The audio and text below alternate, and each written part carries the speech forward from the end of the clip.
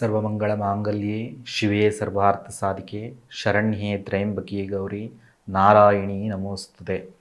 ತಾಯಿ ಪ್ರತ್ಯಂಗಿರಾದೇವಿ ತಮ್ಮೆಲ್ಲರಿಗೂ ಆಯುಸ್ಸನ್ನು, ಯಶಸ್ಸನ್ನು, ಸ್ಥಿರವಾದ ಉದ್ಯೋಗವನ್ನು, ನೆಮ್ಮದಿಯನ್ನು, ಸಂತೋಷವನ್ನು ಕರುಣಿಸಲಿ ಅಂತ ತಾಯಿಯಲ್ಲಿ ಪ್ರಾರ್ಥನೆಯನ್ನು ಮಾಡ್ತೀನಿ. ನೇರವಾಗಿ ವಿಚಾರಕ್ಕೆ ಬಂದುಬಿಡೋಣ. ಪ್ರತಿಯೊಬ್ಬರಿಗೂ ಸಹ ಒಂದು ಯಕ್ಷ ಪ್ರಶ್ನೆ ಏನಪ್ಪ ಅಂತಂದರೆ, ನಮಗೆ ಯಾವಾಗ ವಿವಾಹ ಆಗುತ್ತೆ, ವಿವಾಹ ಆಗ್ತಕ್ಕಂಥ ಸಂದರ್ಭಕ್ಕೆ ಮೊದಲು ಯಾವ್ಯಾವ ರೀತಿಯ ಶಕುನಗಳು ಕಾಣಿಸ್ಕೊಳ್ಳುತ್ತೆ, ಯಾವ್ಯಾವ ರೀತಿಯ ಮುನ್ಸೂಚನೆಗಳು ಕಾಣಿಸುತ್ತೆ ಅನ್ನೋ ಒಂದು ಕುತೂಹಲ ಇದ್ದೇ ಇರುತ್ತೆ. ಮದುವೆಗೆ 90 ದಿನಗಳ ಮೊದಲು ಪ್ರತಿಯೊಬ್ಬರಿಗೂ ಸಹ 5 ರೀತಿಯ ಮುನ್ಸೂಚನೆಗಳು, ಶಕುನಗಳು ಕಾಣಿಸ್ಕೊಳ್ತವೆ. ನಾನು ಹೇಳ್ತಕ್ಕಂಥ ಈ 5 ರೀತಿಯ ಶಕುನಗಳು, ಮುನ್ಸೂಚನೆಗಳು ನಿಮಗೆ ಕಾಣಿಸಿದ್ದೇ ಆದರೆ ನೆಕ್ಸ್ಟ್ 90 ಡೇಸಲ್ಲಿ ನಿಮಗೆ ವಿವಾಹ ಆಗುತ್ತೆ ಅನ್ನೋದು ನೀವು ಖಚಿತವಾಗಿ ತಿಳ್ಕೊಬೋದು. ಶಕುನಶಾಸ್ತ್ರಕ್ಕೆ ಭಾರತೀಯ ಜ್ಯೋತಿಷ್ ಶಾಸ್ತ್ರದಲ್ಲಿ ವಿಶೇಷವಾದಂಥ ಸ್ಥಾನಮಾನ ಇದೆ. ಯಾವುದೇ ರೀತಿಯ ಶಕುನಗಳು ಕಂಡರೂ ಸಹ ಅದು ಶೀಘ್ರವಾಗಿ ಫಲ ಸಿಗುತ್ತೆ ಅನ್ನೋದು ಹಿಂದೂಗಳ ನಂಬಿಕೆ. ಹಾಗಾಗಿ ಅಂಥ ಹಿಂದೂಗಳ ನಂಬಿಕೆಯ ಆಧಾರದ ಮೇಲೆ ಒಂದಷ್ಟು ಶಕುನಶಾಸ್ತ್ರಗಳನ್ನು ಹಿರಿಯರು ಬರೆದಿಟ್ಟಿದ್ದಾರೆ. ಅಂತಹ ವಿವಾಹಕ್ಕೆ ಸಂಬಂಧಪಟ್ಟಂಥ 5 ಶಕುನಶಾಸ್ತ್ರಗಳನ್ನು, 5 ಶಕುನ ಮುನ್ಸೂಚನೆಗಳನ್ನು ನಾನು ನಿಮಗೆ ತಿಳಿಸ್ಕೊಡ್ತಾ ಇದ್ದೀನಿ ಇವತ್ತು.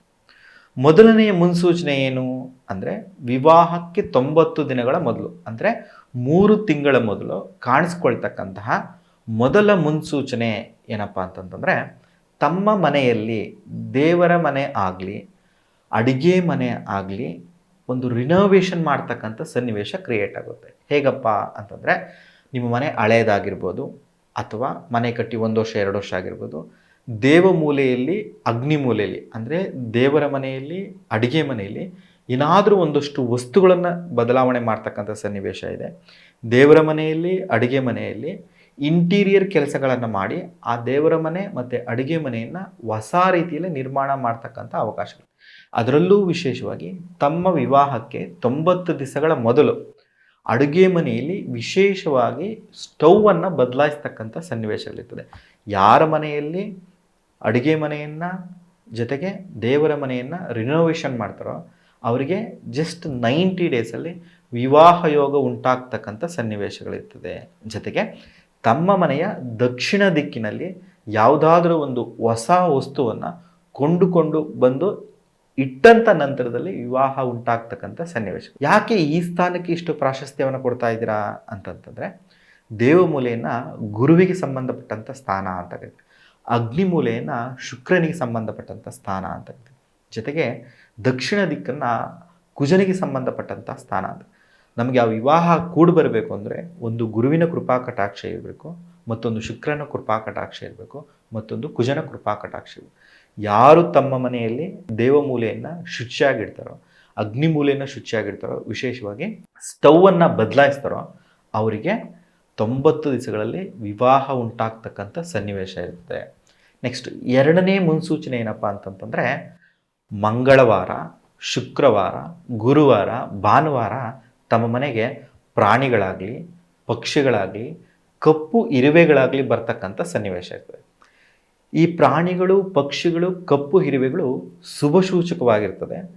ಆ ಪ್ರಾಣಿಗಳ ಬರುವಿಕೆಯೊಂದಿಗೆ ಧನಾತ್ಮಕತೆ ನಿಮ್ಮ ಮನೆಯನ್ನು ಪ್ರವೇಶವನ್ನು, ಯಾವಾಗ ಧನಾತ್ಮಕವಂಥ ವಾತಾವರಣ ನಿಮ್ಮ ಮನೆಯನ್ನು ಪ್ರವೇಶವನ್ನು ಮಾಡುತ್ತೋ ಆವಾಗಲೇ ನಿಮಗೆ ವಿವಾಹ ಯೋಗ ಕೂಡಿ ಬಂತು ಅಂತ. ಈ ಕಪ್ಪು ಇರುವೆಗಳೇನಪ್ಪ ಅಂದರೆ ಅವು ರಾಹುವಿನ ಸಂಕೇತ ಮತ್ತು ಶನೇಶ್ವರನ ಸಂಕೇತವಾಗುತ್ತೆ. ಕಪ್ಪನ್ನು ಕಾಳ ಅಂತ ಕರಿತೀವಿ, ಕಾಳ ಸರ್ಪ ಅಂತ ಕರಿತೀವಿ. ಅಂತಹ ಕಪ್ಪಿನ ರೂಪದಲ್ಲಿ ಬರ್ತಕ್ಕಂತಹ ರಾಹುವಿನ ಪ್ರತಿರೂಪವಾಗಿ, ಶನೇಶ್ವರನ ಪ್ರತಿರೂಪವಾಗಿ ಯಶಸ್ಸನ್ನು ತಂದುಕೊಡ್ಲಿಕ್ಕೆ ನಿಮ್ಮ ಮನೆಗೆ ಬರ್ತಾ ಇರ್ತಕ್ಕಂತಹ ಆ ಕಪ್ಪು ಇರುವೆಗಳು ಧನಾತ್ಮಕವಾದಂತಹ ಅಂಶಗಳಿಗೆ ಪ್ರತಿರೂಪವಾಗಿ ನಿಮಗೆ ಯಶಸ್ಸನ್ನು ತಂದುಕೊಡುತ್ತೆ. ಅದರಲ್ಲೂ ವಿಶೇಷವಾಗಿ ಸಕ್ಕರೆಯನ್ನು ತಿನ್ನೋದಕ್ಕೋಸ್ಕರ ಬರ್ತಂಥ ಕಪ್ಪು ಇರುವೆಗಳು ನಿಮಗೆ ಯಶಸ್ಸನ್ನು ತಂದುಕೊಡ್ತವೆ.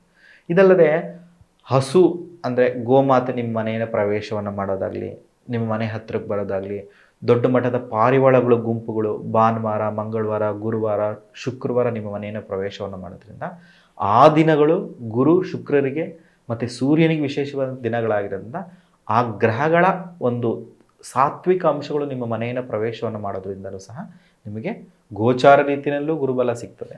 ಜೊತೆಗೆ ಆ ಒಂದು ಧನಾತ್ಮಕವಂತಹ ಅಂಶ ಪ್ರವೇಶದಿಂದ ಶೀಘ್ರ ವಿವಾಹ ಆಗ್ತಕ್ಕಂಥ ಸನ್ನಿವೇಶ. ಇನ್ನು ಮೂರನೇ ವಿಚಾರವನ್ನು ನಾವು ನೋಡೋದಾದರೆ, ಮೂರನೇ ಮುನ್ಸೂಚನೆಯನ್ನು ನೋಡೋದಾದರೆ, ನಿಮಗೆ ವಿವಾಹ ಆಗಲಿಕ್ಕೆ 90 ದಿವಸಗಳ ಹಿಂದೆ ನಿಮ್ಮ ಮನೆಗೆ ನಿಮ್ಮ ಕುಟುಂಬಸ್ಥರಾಗಲಿ, ತಮ್ಮ ಸ್ನೇಹಿತರಾಗಲಿ, ತಮ್ಮ ಬಂಧು ಬಾಂಧವರಾಗಲಿ ಯಾರಾದರೂ ಒಬ್ಬರು ಮುತ್ತೈದೆ ನಿಮ್ಮ ಮನೆ ಪ್ರವೇಶವನ್ನು ಮಾಡ್ತಕ್ಕಂಥ ಸನ್ನಿವೇಶ. ಅದರಲ್ಲೂ ವಿಶೇಷವಾಗಿ ಭಾನುವಾರ, ಮಂಗಳವಾರ, ಗುರುವಾರ, ಶುಕ್ರವಾರದಂದೇ ಒಬ್ಬರು ಮುತ್ತೈದೆ ಪ್ರವೇಶವನ್ನು ಮಾಡಿ ನಿಮಗೆ ಮದುವೆಯ ಕರೆಯೋಲೆಯನ್ನು ಅಂದರೆ ಲಗ್ನ ಪತ್ರಿಕೆಯನ್ನು ಕೊಟ್ಟು ನಿಮ್ಮನ್ನು ಅವರ ಮನೆ ಮದುವೆಗೆ ಆಹ್ವಾನ ಮಾಡ್ತಕ್ಕಂಥ ಸನ್ನಿವೇಶ.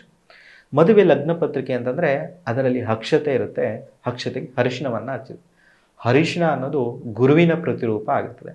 ಮದುವೆ ಕರೆಯೋಲೆ ಅನ್ನೋದು ಶುಕ್ರನ ಪ್ರತಿರೂಪ ಆಗುತ್ತೆ. ಅದರಲ್ಲೂ ವಿಶೇಷವಾಗಿ ಸೌಮಂಗಲ್ಯ ಭಾಗ್ಯದಿಂದ ಕೂಡಿರ್ತಕ್ಕಂಥ ಒಂದು ಹೆಣ್ಣು ಮಗು ನಿಮ್ಮ ಮನೆಗೆ ಬರ್ತಾ ಇದ್ದಾಳೆ ಅಂತಂದರೆ ಆ ಮಾಂಗಲ್ಯ ಭಾಗ್ಯಕ್ಕೆ ಅಧಿಪತಿ ಯಾರಪ್ಪ ಅಂದರೆ ಕುಜ.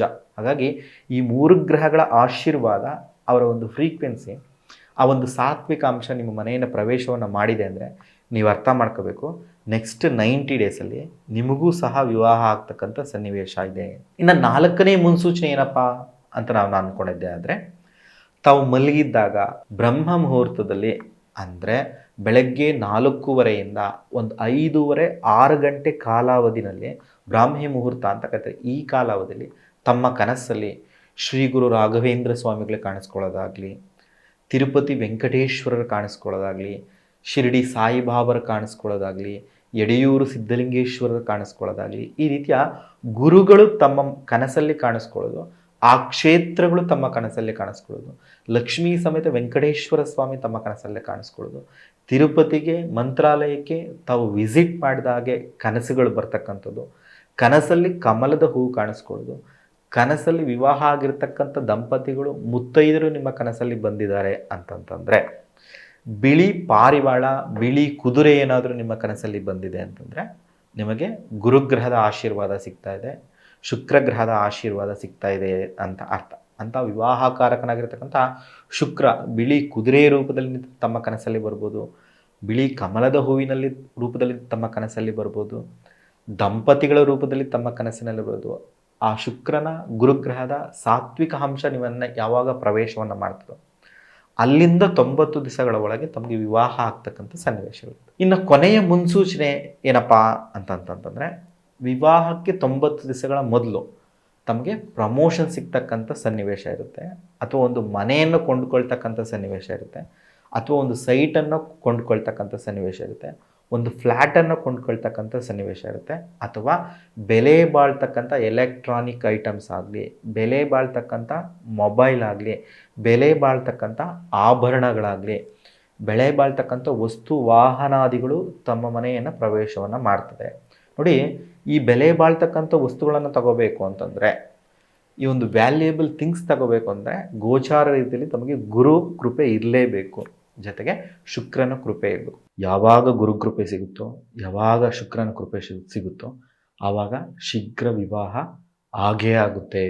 ಹೀಗೆ ಈ 5 ರೀತಿಯ ಮುನ್ಸೂಚನೆಗಳ ಮೂಲಕ ತಾವು ತಿಳ್ಕೊಬೋದು ತಮಗೆ ನೆಕ್ಸ್ಟ್ 90 ದಿನಗಳಲ್ಲಿ ವಿವಾಹ ಆಗುತ್ತೆ. ನಾನು ಹೇಳ್ತಕ್ಕಂಥ 5 ರೀತಿಯ ಮುನ್ಸೂಚನೆಗಳಲ್ಲಿ ಯಾವುದಾದ್ರೂ 2 ರಿಂದ 3 ಮುನ್ಸೂಚನೆ ಸಿಕ್ಕಿದ್ರೂ ಸಹ ತಮಗೆ ವಿವಾಹ ಆಗುತ್ತೆ ಅಂತ ಬಲವಾಗಿ ನಂಬೋದು. ಇಲ್ಲ ಗುರುಗಳೇ, ಈ 5 ಮುನ್ಸೂಚನೆಗಳು ನಮ್ಮಲ್ಲಿ ಕಾಣಿಸ್ತಾ ಇಲ್ಲ ಅಂತಂದರೆ ನಾನು ಹೇಳಿದ್ದನ್ನೆಲ್ಲ ಜಸ್ಟ್ ರಿವರ್ಸ್ ಇಂಜಿನಿಯರಿಂಗ್ ಮಾಡಿಬಿಟ್ರೆ ಆಗೋಯ್ತು, ತಮಗೆ 90 ದಿನಗಳಲ್ಲಿ ವಿವಾಹ ಆಗುತ್ತೆ. ಏನು ಮಾಡಬೇಕು ಶೀಘ್ರ ವಿವಾಹ ಆಗಬೇಕು ಅಂತಂದರೆ, ಏನದರ ರಹಸ್ಯ ಅಂತಂತಂದರೆ, ತಮ್ಮ ಮನೆಯ ದೇವಮೂಲೆಯಲ್ಲಿ ಅಂದರೆ ಈಶಾನ್ಯ ಮೂಲೆಯಲ್ಲಿ, ಅಗ್ನಿ ಮೂಲೆಯಲ್ಲಿ ಏನಾದರೂ ಒಂದು ರಿನೋವೇಷನ್ ಕಾರ್ಯಗಳನ್ನು ಮಾಡಿಸಿ. ಅದರಲ್ಲೂ ವಿಶೇಷವಾಗಿ ಅಗ್ನಿ ಮೂಲೆಯಲ್ಲಿರ್ತಕ್ಕಂಥ ತಮ್ಮ ಹಳೆಯ ಸ್ಟೌವನ್ನು ಬದಲಾಯಿಸಿದ್ದೆ ಆದರೆ ಆವಾಗ ಶುಕ್ರ ತತ್ವ ಪ್ರವೇಶವನ್ನು ಮಾಡೋದ್ರಿಂದ, ಅಗ್ನಿ ಮೂಲೆಯಲ್ಲಿ ಏನಾದರೂ ಒಂದು ಬದಲಾವಣೆ ಆಗೋದ್ರಿಂದ ಶೀಘ್ರ ವಿವಾಹ ಕೊಡ್ಬರುತ್ತೆ. ತಮ್ಮ ಮನೆಯ ದಕ್ಷಿಣ ದಿಕ್ಕಿನಲ್ಲಿ ರೆಡ್ ಕಲರ್ ಇರ್ತಕ್ಕಂಥ ಒಂದು ಜಿಂಕೆಯನ್ನು ತಂದಿಡಿ. ರೆಡ್ ಬಣ್ಣದಿಂದ ಕೂಡಿರ್ತಕ್ಕಂಥ ಒಂದು ಜಿಂಕೆಯನ್ನು ತಂದಿಡೋದ್ರಿಂದನೂ ಸಹ ಶೀಘ್ರ ವಿವಾಹ ಕೊಡ್ಬರ್ತದೆ. ಅಗ್ನಿ ಪ್ರಜ್ವಲಿಸ್ತಾ ಇರ್ತಕ್ಕಂಥ ರೆಡ್ ಕಲರ್ ಇರ್ತಕ್ಕಂಥ ಒಂದು ಚಿತ್ರವನ್ನು ತಮ್ಮ ಮನೆಯ ದಕ್ಷಿಣ ದಿಕ್ಕಲ್ಲಿ ಹಾಕೋದ್ರಿಂದನೂ ಸಹ ಶೀಘ್ರ ವಿವಾಹ ಕೊಡ್ಬರುತ್ತೆ. ಶ್ರೀ ಗುರು ರಾಘವೇಂದ್ರ ಸ್ವಾಮಿ, ಶಿರಡಿ ಸಾಯಿಬಾಬರ ವಿಗ್ರಹಗಳನ್ನು ತಮ್ಮ ಮನೆಯ ದೇವರ ಮನೆಯಲ್ಲಿ ಇಡೋದ್ರಿಂದಲೂ ಸಹ ಆ ಗುರುಕೃಪೆಯಿಂದ ಶೀಘ್ರ ವಿವಾಹ ಕೊಡ್ಬರುತ್ತೆ. ಜೊತೆಗೆ ತಮ್ಮ ಮನೆಗೆ ಯಾರಾದರೂ ಒಂದು ಸೌಮಂಗಲ್ಯ ಭಾಗ್ಯವನ್ನು ಹೊಂದಿರತಕ್ಕಂತಹ ಹೆಣ್ಣು ಮಗುವನ್ನು ಕರೆದು ಅವರಿಗೆ ಮಡ್ಲಕ್ಕಿಯನ್ನು ಕೊಟ್ಟು, ತಾಂಬೂಲವನ್ನು ಕೊಟ್ಟು, ಅರಿಶಿನ ಕುಂಕುಮಗಳನ್ನು ಕೊಟ್ಟು ಅವರನ್ನು ಗೌರವಿಸೋದ್ರಿಂದನೂ ಸಹ ಶೀಘ್ರ ವಿವಾಹ ಕೂಡಿ ಬರ್ತಕ್ಕಂಥ ಸನ್ನಿವೇಶಗಳಿರ್ತದೆ. ತಮ್ಮ ಮನೆಯ ಅಡುಗೆ ಮನೆಯಲ್ಲಾಗಿರ್ಬೋದು, ಬಾಲ್ಕನಿಲಾಗಿರ್ಬೋದು, ಇರುವೆಗಳು ತಿನ್ನಲಿಕ್ಕೆ, ಪಕ್ಷಿಗಳು ತಿನ್ನಲಿಕ್ಕೆ ಅನ್ನ ಆಹಾರಗಳನ್ನು ಇಡೋದ್ರಿಂದ, ವಿಶೇಷವಾಗಿ ಸಕ್ಕರೆಯನ್ನು ಇಡೋದ್ರಿಂದ ಬೇಗ ನಿಮಗೆ ಸಿಹಿ ಸುದ್ದಿ ಸಿಗ್ತದೆ. ಮನೆಗೆ ಬರ್ತಕ್ಕಂಥ ಹಸುವಿಗಳಿಗೆ ಅನ್ನ ಆಹಾರಗಳನ್ನು ಕೊಡೋದ್ರಿಂದ, ನೀರನ್ನು ಕೊಡೋದ್ರಿಂದ ಆ ಗೋಮಾತೆಯ ಕೃಪೆಯೊಂದಿಗೆ ಶೀಘ್ರ ವಿವಾಹ ಕೂಡಿ ಬರ್ತದೆ. ಜೊತೆಗೆ ಆ 90 ದಿನಗಳ ಒಳಗಡೆನೆ ಏನಾದರೂ ಒಂದು ವಿಶೇಷವಾದಂತಹ ಬೆಲೆ ಬಾಳ್ತಕ್ಕಂತಹ ಅವಶ್ಯಕತೆ ಇರ್ತಕ್ಕಂಥ ವಸ್ತುಗಳನ್ನು ಕೊಂಡ್ಕೊಳ್ಳಿಕ್ಕೆ ಪ್ರಯತ್ನವನ್ನು ಮಾಡಿ, ಮನೆಯನ್ನು ತಗೊಳ್ಳಿಕ್ಕೆ ಪ್ರಯತ್ನವನ್ನು ಮಾಡಿ, ಆಭರಣಗಳನ್ನು ತಗೊಳ್ಳಿಕ್ಕೆ ಪ್ರಯತ್ನ ಮಾಡಿ, ವಾಹನಗಳನ್ನು ತಗೊಳ್ಳಿಕ್ಕೆ ಪ್ರಯತ್ನ ಮಾಡಿ. ಯಾವಾಗ ಸಂಪತ್ತು ನಮ್ಮ ಮನೆಯನ್ನು ಪ್ರವೇಶವನ್ನು ಮಾಡ್ತಾ ಇದೆ ಅಂದರೆ ಆವಾಗ ಶುಕ್ರ ಪ್ರವೇಶ ಮಾಡ್ತಾ ಇದ್ದಾನೆ ಅಂತ. ಶುಕ್ರನ ವಿವಾಹಕಾರಕ ಅಂತ ಕರೀತಾರೆ. ಅಂಥ ವಿವಾಹಕಾರಕ ಶುಕ್ರ ಲಕ್ಷ್ಮೀನಾರಾಯಣ ಪ್ರತಿರೂಪದಲ್ಲಿ ಪ್ರವೇಶವನ್ನು ಮಾಡೋದ್ರಿಂದ ಶೀಘ್ರ ವಿವಾಹ ಕೂಡಿಬರುತ್ತೆ. ತಮ್ಮ ಮೊಬೈಲಲ್ಲಿ ಲಕ್ಷ್ಮೀ ವೆಂಕಟೇಶ್ವರ ಸ್ವಾಮಿಯ ವಾಲ್ಪೇಪರನ್ನು ಹಾಕೊಳ್ಳೋದ್ರಿಂದನೂ ಸಹ ಶೀಘ್ರ ವಿವಾಹ ಕೂಡಿ ಬರ್ತಕ್ಕಂಥ ಸನ್ನಿವೇಶಗಳಿರ್ತದೆ. ಶುಕ್ರನ ಕೃಪೆ ಸಿಗ್ತದೆ. 90 ದಿನಗಳ ಒಳಗಾಗಿಯೇ ಮಂತ್ರಾಲಯಕ್ಕೆ ವಿಸಿಟ್ ಮಾಡಿ ರಾಯರ ದರ್ಶನವನ್ನು ಮಾಡಿಕೊಂಡು ಅಲ್ಲಿ ಮಂತ್ರಾಕ್ಷತೆಯನ್ನು ತಮ್ಮ ತಲೆ ಮೇಲೆ ಹಾಕೊಳ್ಳೋದ್ರಿಂದ, ತಮ್ಮ ಕುಟುಂಬಸ್ಥರಿಗೆ ಹಾಕೋದ್ರಿಂದನೂ ಸಹ ಶೀಘ್ರ ವಿವಾಹ ಕೂಡಿ ಬರುತ್ತೆ. ಮಂತ್ರಾಲಯದ ಮಂತ್ರಾಕ್ಷತೆಯನ್ನು ತಮ್ಮ ಮಕ್ಕಳ ತಲೆ ಮೇಲೆ ಹಾಕೋದ್ರಿಂದನೂ ಸಹ ಶೀಘ್ರ ವಿವಾಹ ಕೂಡಿ ಬರುತ್ತೆ. ತಿರುಪತಿಗೆ ವಿಸಿಟ್ ಮಾಡಿ ಆ ತಿರುಪತಿ ವೆಂಕಟೇಶ್ವರನ ದರ್ಶನವನ್ನು ಮಾಡ್ಕೊಳ್ಳೋದ್ರಿಂದ, ಅಲ್ಲಿ ಲಕ್ಷ್ಮೀ ವೆಂಕಟೇಶ್ವರ ಕಲ್ಯಾಣೋತ್ಸವವನ್ನು ಮಾಡಿಸೋದ್ರಿಂದ ಅಥವಾ ಕಲ್ಯಾಣೋತ್ಸವವನ್ನು ನೋಡೋದ್ರಿಂದನೂ ಸಹ ಶೀಘ್ರ ವಿವಾಹ ಕೂಡಿ ಬರುತ್ತೆ.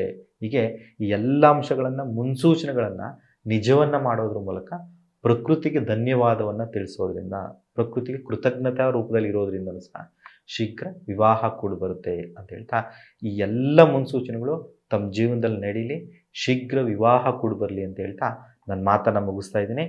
ಇಷ್ಟೊತ್ತು ನಮ್ಮ ವಿಚಾರಧಾರೆಗಳನ್ನು ಕೇಳಿದಂಥ ತಮ್ಮೆಲ್ಲರಿಗೂ ಸಹ ಮನಸ್ಫೂರ್ತಿಯಾಗಿ ಕೃತಜ್ಞತೆಯನ್ನು ತಿಳಿಸ್ತಾ ಇದ್ದೀನಿ. ಚಾನಲನ್ನು ಲೈಕ್ ಮಾಡಿ, ಸಬ್ಸ್ಕ್ರೈಬ್ ಮಾಡಿ ಅಂತ ಹೇಳ್ತಾ ಧನ್ಯವಾದಗಳನ್ನು ತಿಳಿಸ್ತೇನೆ. Thank you.